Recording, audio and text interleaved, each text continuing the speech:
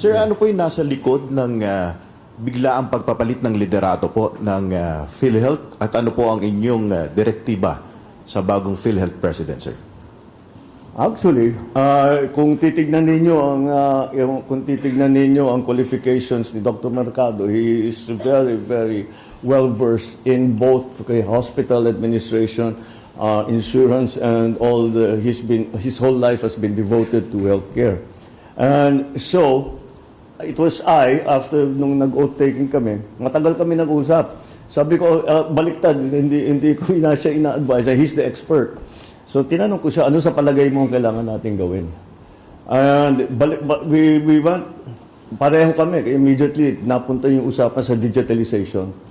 Kasi maganda naman ang serbisyo ng PhilHealth, ngunit yung pag-process ng ng claim, pag-apply, etc., hindi kinakamay pa rin. Kaya't napakabagal. And that's why that became a priority. But of course, beyond that, he has many other ideas on how to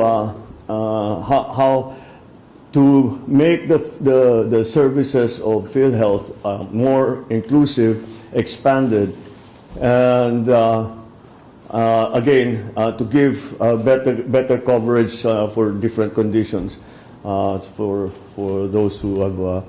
Those who will avail of the PhilHealth services and of their financial support.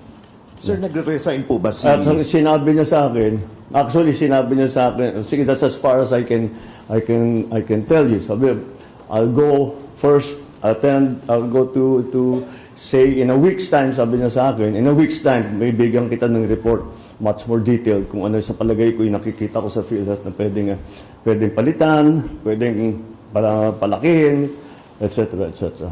Sir, may we know, nag-resign po ba si Rel Ledesma?